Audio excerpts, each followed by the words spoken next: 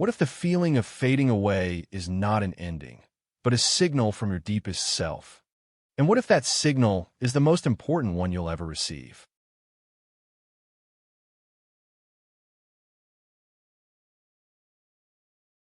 Have you noticed the colors of your world seem just a little less vibrant, the music a little more quiet?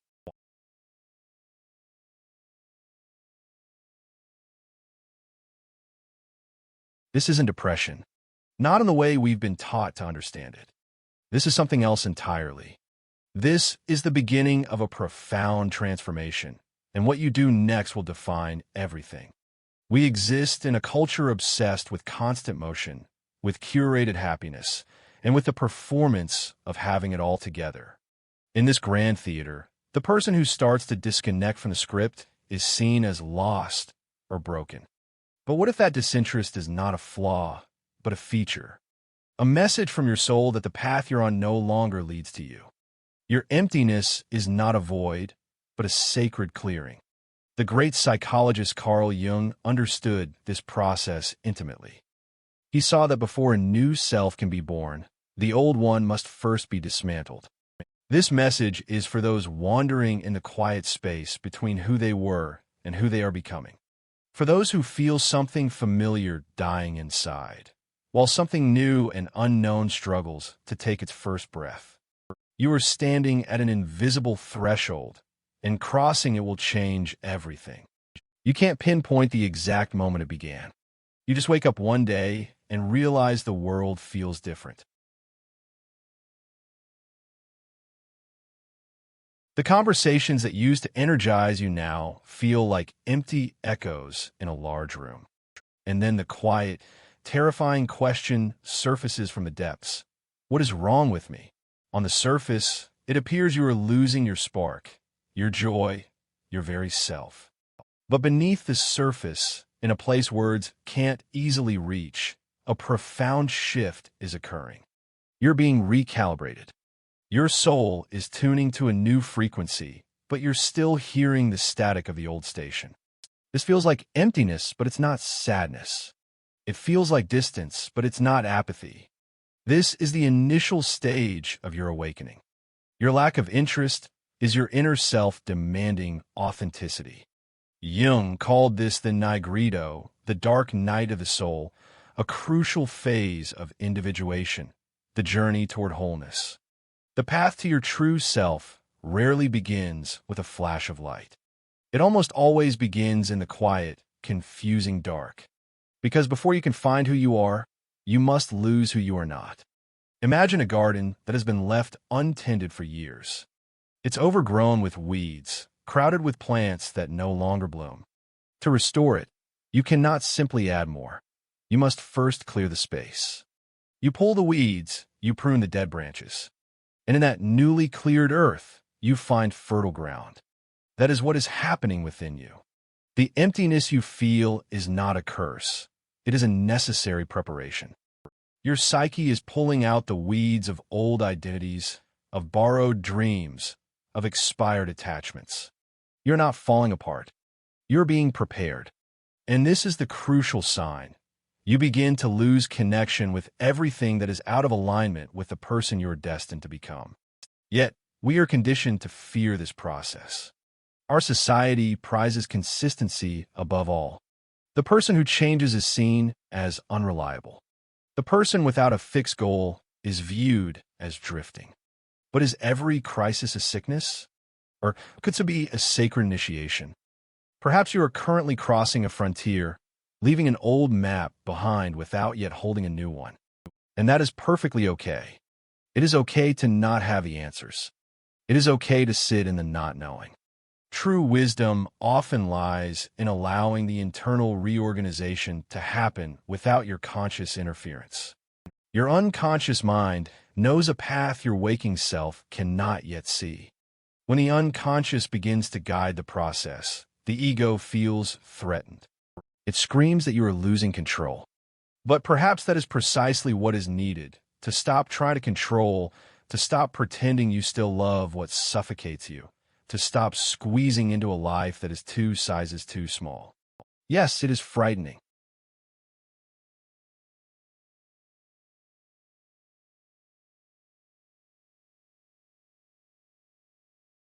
But this grief is not your enemy.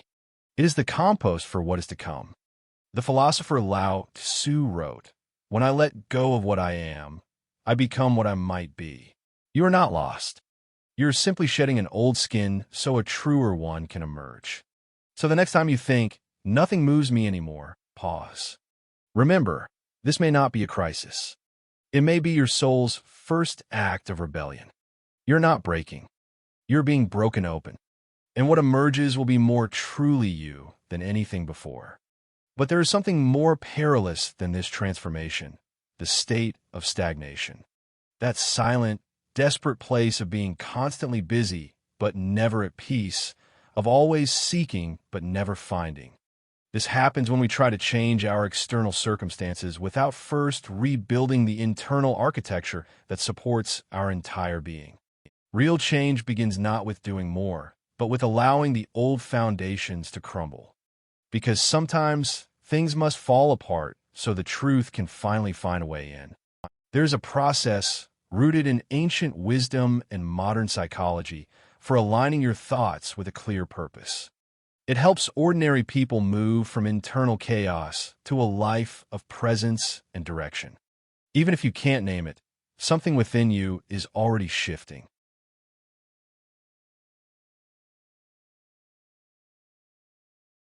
You try to hold on. You try to convince yourself that you are still that person, that you still want those things. This is where true detachment begins, not as a decision you make, but as a quiet, inevitable unfolding of your spirit. You stand there, watching yourself cease to be who you were, without a blueprint for what comes next. Jung believed that what you do not make conscious becomes your fate. And that is why everything that was too external, too superficial, begins to lose its power over you. You no longer crave the same social scenes. The relationships that once felt vital now seem thin and repetitive. You ask yourself, have I changed too much, or has my world become too small? The answer is both. When you transform internally, the world you built from your former self must inevitably fracture. Now your spirit demands a permanent home with deeper foundations. And to build it, you must let go. Let go of ideas that once defined you. Let go of dreams that have finished their purpose. Let go of people who belong to a chapter that is now complete. Letting go is painful not because it was wrong to love, but because it is hard to accept that something was beautiful and is now over. It is natural to resist, to try and rekindle old flames, to revive dead passions. But you soon see it feels forced, artificial. You try to feel the old excitement, but your soul refuses to participate.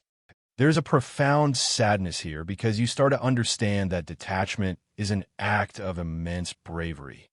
It is a conscious ending. Eastern philosophies teach that suffering stems from clinging. And paradoxically, it is not the letting go that causes the most pain, but our fierce resistance to it. The harder we clutch to what is leaving, the more we exhaust ourselves. It is like trying to hold on to smoke. But when we open our hands, we make room for something new to land. And here is the most challenging part. Detachment is not a rejection. It is not a dismissal or a denial of the past value. It is an act of honoring what was and allowing it to continue on its journey.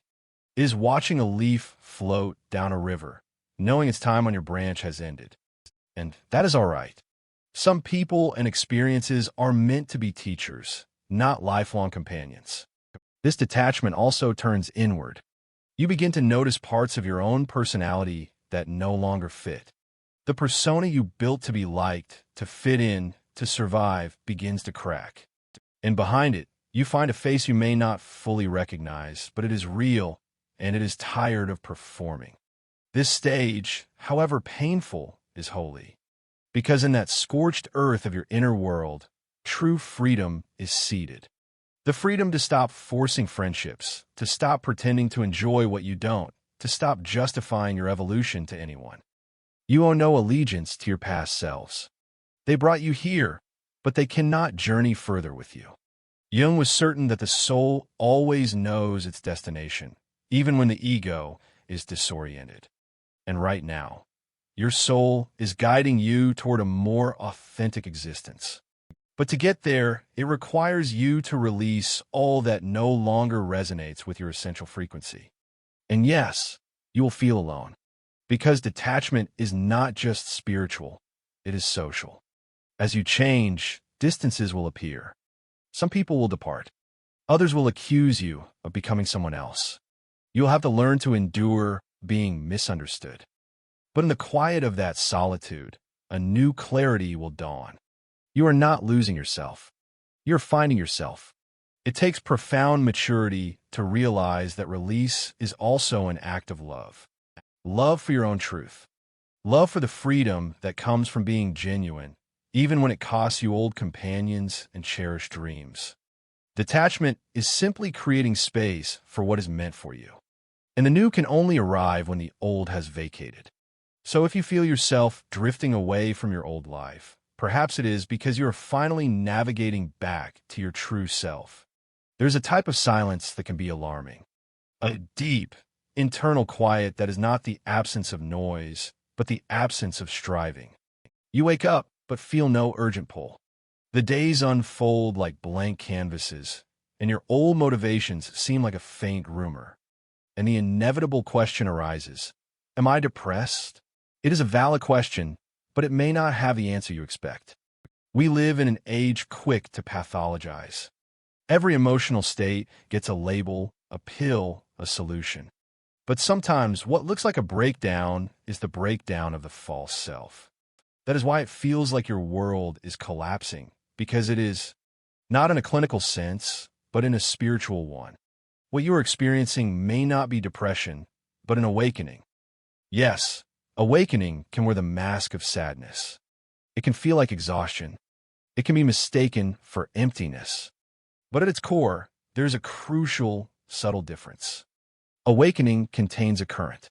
Even in stillness, there's a pull, a whisper, guiding you not outward, but inward. Depression is a cage. It stifles. It silences life. Awakening, in contrast, creates a fertile restlessness, a discomfort that is not a hole, but a space where something new is being assembled. That is the distinction. Carl Jung suggested that within our deepest chaos lies the seed of our rebirth, born from the very turmoil we try to avoid. What you call confusion is not a collapse, but the sacred disorder that comes before a new order is born. When the old self crumbles, the psyche is making room for something greater to rise from the ruins. You're no longer following a script written for you by others. You are remembering the story you were always meant to live. And though this awakening feels like walking through fire, it is the necessary pain of liberation, the soul's way of giving birth to its own light. It is not easy to admit that the dreams that drove you for a decade were planted by someone else. That the relationships you maintained were transactions of convenience, not bonds of spirit. That the ambitions that fueled you were born from fear, not from truth. Seeing this is devastating, but it is also liberation. This is where many people get stuck. They believe they are having a mental health crisis, losing their grip. But it is not your mind that is collapsing. It is your illusions. And when illusions shatter, reality appears, raw, naked, and sometimes painful. You start to see that what you called stability was really a quiet agreement with a life too small. That your previous existence, however comfortable, was a cage for your soul. And then your body responds. Disinterest emerges. Energy wanes. Because your entire system is being rewired. It is like a forest after a fire. From the outside, it looks decimated. But underground, the roots are spreading and the soil is being enriched. When the rains come, new life will sprout. Life that is hardier, more resilient, and more authentic than what was there before. That is what awakening is. A necessary fire of the soul. And what makes it even more challenging is that almost no one speaks of it. You look around and see people who seem happy, productive, and full of purpose. That contrast makes you doubt your own path. But here is the secret. Many of those people are simply acting. They are wearing masks, playing parts, and some of them secretly admire your courage to step into the unknown. Because yes, it takes immense courage to face the void, to look inward without flinching, to question every certainty, and to release the familiar for the sake of what is real. Most people choose distraction. You have chosen awakening. Jung proposed that much of what we call neurosis is a substitute for the legitimate suffering that comes with growth. In other words, when we ignore the soul's call, the body and mind create symptoms, not because we are ill, but because we are resisting our own evolution. You're not sick for feeling tired of the world. You're simply too awake to keep playing the game. And when awareness dawns, it is uncomfortable. Awakening isolates you because you begin to perceive realities others ignore. You lose your tolerance for small talk. You prefer silence over noise, solitude over crowded rooms. Not out of misanthropy, but out of a need for integrity. And people will not understand because the world is programmed to live on the surface.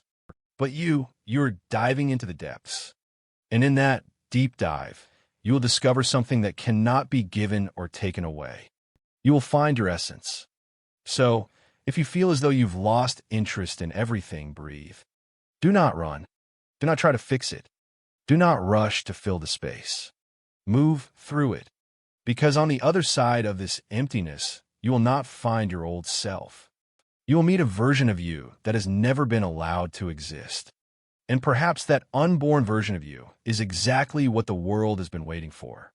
There comes a moment when the emptiness ceases to feel like a foe and begins to feel like an invitation. Have you sensed it?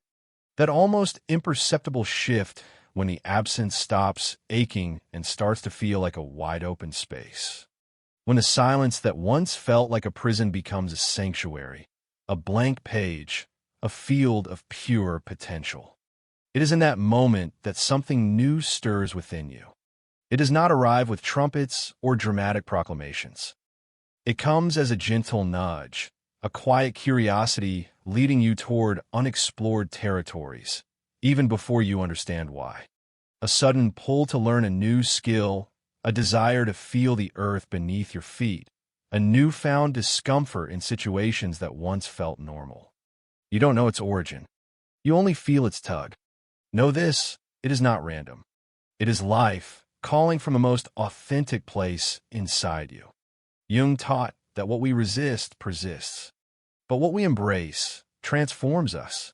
And when you stop fighting the emptiness, a miracle occurs. The new begins to find its way to you. That is the purpose of the void.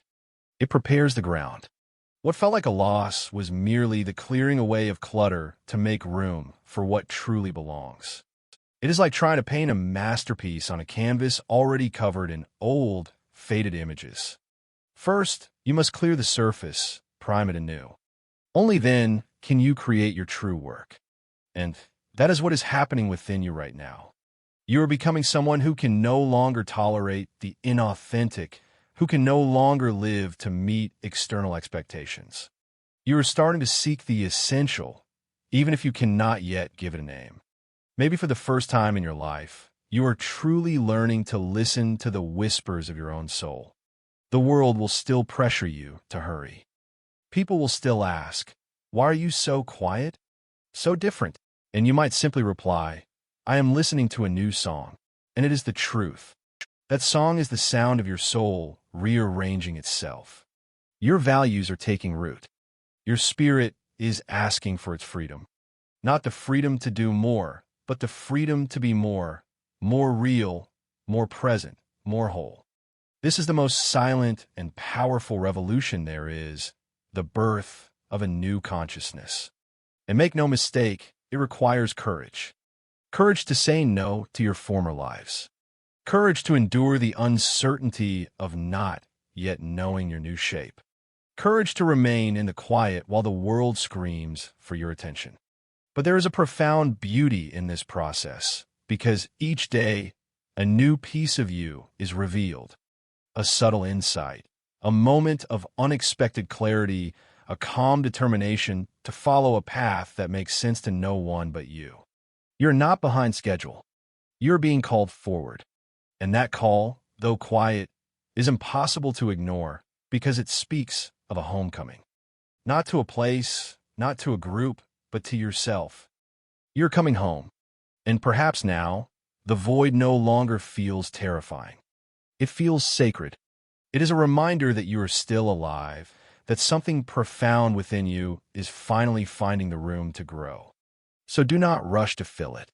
Breathe into it, because something new, something profoundly and uniquely yours, is ready to be born. And if you have listened this far, you have likely already realized that what felt like an ending was, in its truth, the quiet, magnificent beginning of everything.